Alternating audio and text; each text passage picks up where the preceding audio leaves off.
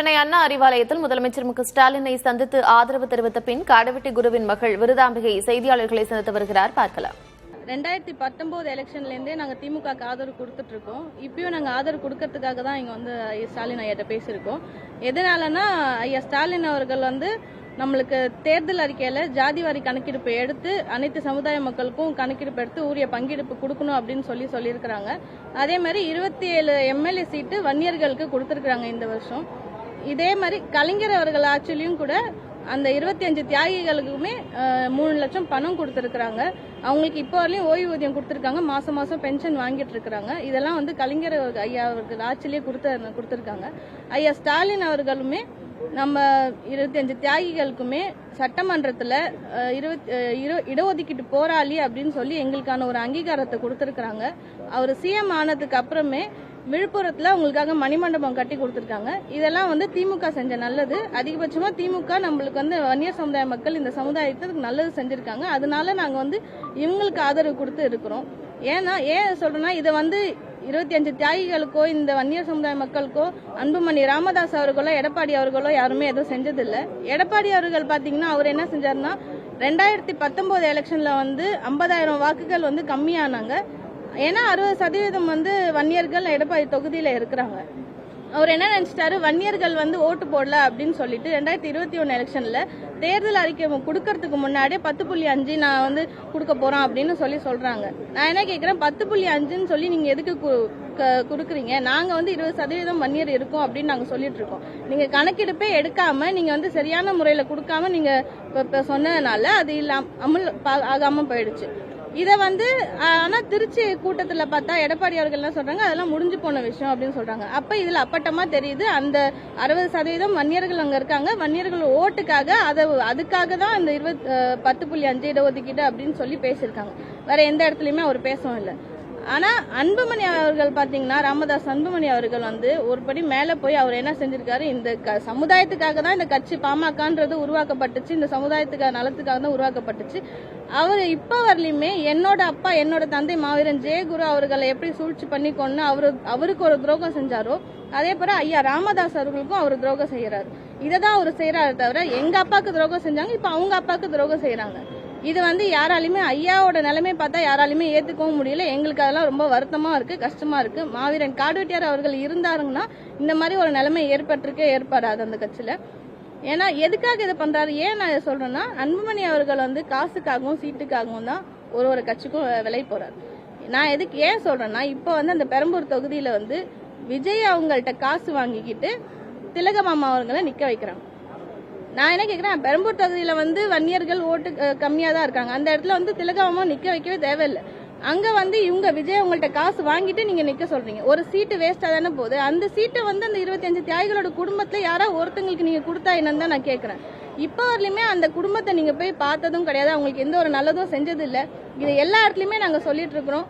இந்த எலெக்ஷன்ல அன்புமணி அவர்களோட முகத்திரையை கிழிக்கிறது தான் எங்களோட முக்கியமான ஒரே நோக்கமா இருக்கும். நாங்க கிராமமா போய் ஊரா போய் எல்லா இடத்துலயும் பிரச்சாரம் பண்ணி என்னோட தந்தைக்கு என்ன அநீதி நடந்துச்சோ அதே மாதிரி அவங்களோட தந்தை மருத்துவர் ராமதாஸ் அவர்களுக்கும் அநீதி நடக்கிறது எல்லாத்தையுமே நாங்க போய் சொல்லுவோம். கிராமமா போய் பிரச்சாரம் பண்ணி அன்புமணி அவர்களோட முகத்திரையை கிழிக்கிறது தான் எங்களோட ஒரே நோக்கமா இருக்கு. ஏன்னா இப்ப வரல இத்தனை நாள் இந்த சமுதாயத்தை ஏமாத்திட்டாங்க. இதுக்கப்புறம் இந்த சமுதாயத்தை ஏமாத்த நாங்க யாரும் விட போறதும் கிடையாது. அது இந்த எலெக்ஷனோட கண்டிப்பா தெரியும். அதனாலதான் நாங்க வந்து திமுக ஆதரவா இருக்கிறோம். அப்பத்திலிருந்து நாங்க இப்ப வரலையும் அதே ஸ்டாண்ட்ல தான் இருக்கிறோம். நாங்க அவங்க செஞ்ச நல்லதான் நாங்க சொல்றோம். நாங்க ஒன்னும் அவங்க செய்யல. அதிகபட்சம் இப்ப பாத்தீங்கன்னா தேர்தல் அறிக்கையில எடப்பாடி அவர்கள் அறிவிக்கவே இல்லை. கணக்கெடுப்பு எடுப்போம், ஜாதிவாரி கணக்கெடுப்பு எடுப்போம் சொல்லி அறிவிக்கவே இல்லை. அப்படிப்பட்ட ஒரு கட்சி கூட கூட்டணி வச்சிருக்கீங்க. போன தடவை பிஜேபியில போய் காசு வாங்கிட்டு போய் நின்னீங்க. இப்ப விஜய் உங்கள்ட்ட காசு வாங்கிட்டு போய் இவங்களை நிக்க வைக்கிறீங்க. இதுதான் நீங்க செய்யற கட்சிக்குன்னு செய்யறது இது ஒண்ணுதான் செய்யறீங்க.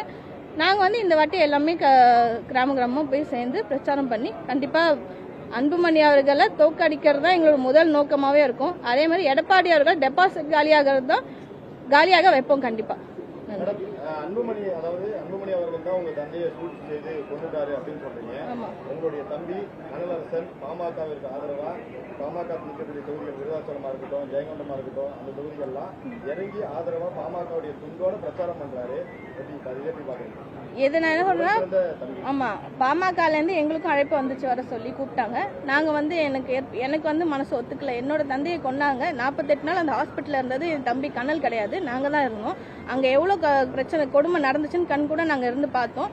அன்புமணி அவர்களே ஒரு டைம் ஹார்ட் அட்டாக் வருது எங்க அப்பாக்கு, அடுத்த டைம் ஹார்ட் அட்டாக் வந்தா விட்டுருங்க, முடிஞ்சா போது செலவு பண்ண வேணாம் அப்படின்னு சொன்னாரு. இப்படி ஒரு வார்த்தையெல்லாம் அவர் சொன்னார். அவரோட குடும்பத்துக்கோ அவரோட மகளுக்கோ அவரோட மனைவிக்கோ இந்த மாதிரி ஒரு பிரச்சனை வந்து அவர் விட்டுருவாங்களா? இந்த மாதிரி அதெல்லாம் கண் கூட இருந்து பார்த்தேன். அது கண்ணலோட விருப்பம். அவங்க கூப்பிட்டாங்க, போயிட்டாங்க போல. நாங்க எங்களையும் அழைப்பு கொடுத்தாங்க, நாங்க போல. அது அவங்களதான் நீங்க கேட்கணும். எங்களால அதை ஏத்துக்க முடியல. அவரு எப்படி போனாருன்னு தெரியல, அதுக்கும் எங்களுக்கும் சம்பந்தம் இல்ல. அவரு போயிட்டாரு, அது எங்களாலையும் மறக்க முடியல. துரோகத்துக்கு நாங்க துணை போக மாட்டோங்க, அவ்வளவுதாங்க. அன்புமணி அவர்கள் செஞ்ச துரோகம் எங்க அப்பா மாவீரன் காடுவெட்டியார் அவர்களுக்கு மட்டும் செய்யல. அவர் நீங்க ஒரு குடும்பம் தனித்தனியா இருக்கிறீங்களா, தனித்தனி அணியா? எப்படி பாமக எப்படி 2 அணியா இருக்கோ அதே மாதிரி நீங்க அப்படி இல்ல, குடும்பமா தனித்தனி அணி நாங்க சொல்ல வரல. நான் தான் சொல்றேன், எங்களுக்கும் அழைப்பு வந்துச்சு, என்னால அதை ஏத்துக்கிட்டு போக முடியல. என்னோட அப்பாவுக்கு துரோகம் நடந்துச்சு, அதை என்னால ஏத்துக்கிட்டு கண்டிப்பா என்னால போக முடியாது. அவர் போயிட்டாரு, அதை நீங்க அவங்களதான் கேட்கணும். வன்னிய மக்களுக்காக அன்புமணி ராமதாஸ் எதுவுமே செய்யல, ராமதாஸ் எதுவுமே செய்யலன்னு சொல்றீங்க. நீங்களும் ஒவ்வொரு தேர்தலுக்கு முன்பாக தான் இது போன்ற செய்தியாளர் சந்திப்பு நடத்துறீங்க. இது போன்ற இல்ல, இப்ப ஒரு தேர்தலுக்கு முன்னாடி தான் நீங்க வரீங்க பாக்குறது. ஐயா ராமதாஸ் அவர்கள் செய்யல நாங்க சொல்லல. ஐயா நாங்க இப்ப வரலையும் கொடுக்கிற பிரஸ் மீட்ல எல்லாத்துலயுமே ஐயா ராமதாஸ் அவர்கள் செய்யலன்னு நாங்க சொல்ல. அவர் இந்த கட்சிக்காக பாடுபட்டாரு, இந்த கட்சியை முன்னேற்றாரு, அவர் தான் பண்ணாரு. என்னோட அப்பாவும் அவரும் சேர்ந்து அந்த கட்சியை வளர்த்தாரு எல்லாமே. ஆனா தன்னோட மகன் மேல உள்ள பாசத்தினால அவர் ஏமாந்து இப்ப இருக்காரு. அவரோட நிலைமையே இப்ப ரொம்ப மோசமா இருக்கு. அது பார்க்க எனக்கு ரொம்ப கஷ்டமா இருக்குன்னா எல்லா இடத்துலயுமே நாங்க சொல்லிட்டு இருக்கோம். நாங்க அவரு பாடுபடல அப்படின்னு சொல்ல. நாங்க பிரஸ் மீட் வந்து இப்ப கொடுக்கல, இப்ப ஐயாவை பார்க்க வந்ததுனால நாங்க இப்ப கொடுக்குறோம். மற்றபடி எல்லா நாளும் நாங்க எல்லா இடத்துலயும் இன்டர்வியூல பிரஸ் மீட்ல இதெல்லாம் நாங்க 2019 இருந்து சொல்லிக்கிட்டே தான் இருக்கிறோம். வேற ஆமா மக்களை சந்திச்சு எல்லாத்தையும் சொல்லி இதே ஸ்டேட்மெண்ட் தான் நாங்க வைக்கிறோம். வேற எதுவும் தப்பா மாத்தியும் வைக்கல, எப்படியும் வைக்கிறோம்.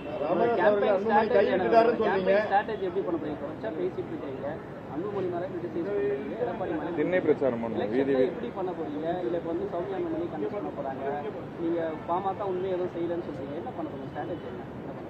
அதான் சொல்றேன்ல, பாமக செஞ்ச அநீதி, எடப்பாடி அவர்கள் செஞ்ச அநீதி. பாமக கட்சி நான் சொல்லல, அந்த குற்றச்சாட்டு வைக்கல. அன்புமணி ராமதாஸ் அவர்கள் செஞ்ச அநீதியை தான் நான் எல்லா கிராமமா போய் வீடு விட எல்லா மக்களுக்கும் சொல்றேன். ஏன்னா போன தடவை எலெக்ஷன் அப்ப நாங்க போய் சொல்லக்குள்ளேயே அவ்வளவு வரவேற்பு வந்துச்சு. இப்படிதான் இந்த மாதிரி பண்றாங்க அப்படின்றத மக்களே எல்லாருமே சொன்னாங்க. இங்க வந்து பாக்குறது இல்ல, எங்க குடும்பத்துல இருந்து அந்த கட்சிக்கு போய் அவரால் ஏமாந்து வந்திருக்காங்க, உங்க அப்பா இப்படிதான் வந்திருக்காங்க, நிறைய பேர் எங்கள்கிட்ட சொன்னாங்க. அதை இந்த டைமும் நாங்க கையெடுத்து இந்த மாதிரி எல்லா மக்கள்கிட்டையும் போய் சொல்லுவோம்.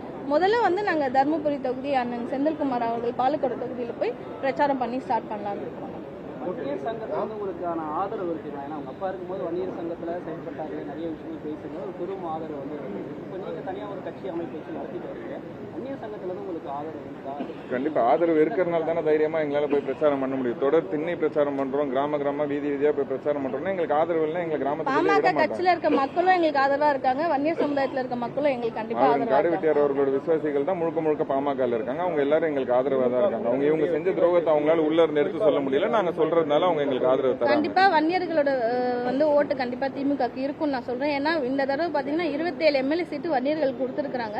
ஐயா ஸ்டாலின் அவர்கள் எவ்வளவு நல்லது செஞ்சிருக்காங்க. அதை நான் வந்து அதுதான் எல்லா இடத்துலயுமே சொல்லிட்டு இருக்காங்க. எங்களுக்கு நல்லது செஞ்சதுனால நம்மளுக்கு கணக்கெடுப்பு எடுத்து வன்னியர் சமுதாய மக்களுக்கு ஜாதிவாரி கணக்கெடுப்பு எடுத்து கொடுக்குறேன்னு சொல்லியிருக்காங்க. அது நிறைவேறுதான் பார்ப்போம். அவர் கண்டிப்பா செய்வார், நாங்களும் நம்புறோம். அதனால அவருக்கு வெற்றி வாய்ப்பு அதிகமா தான் இருக்கு. ராமதாஸ் தரப்பு சார்பா இப்ப தொகுதிகள், அதாவது தமிழ்நாட்டுல எலெக்ஷன்ல வேட்பாளர்கள் எல்லாம் போட்டிருக்காங்க.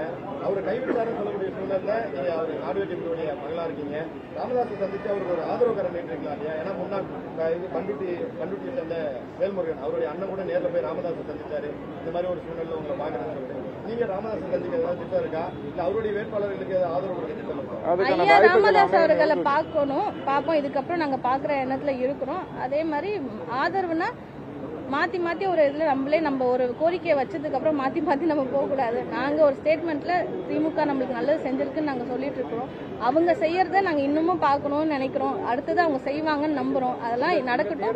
அதுக்கப்புறம்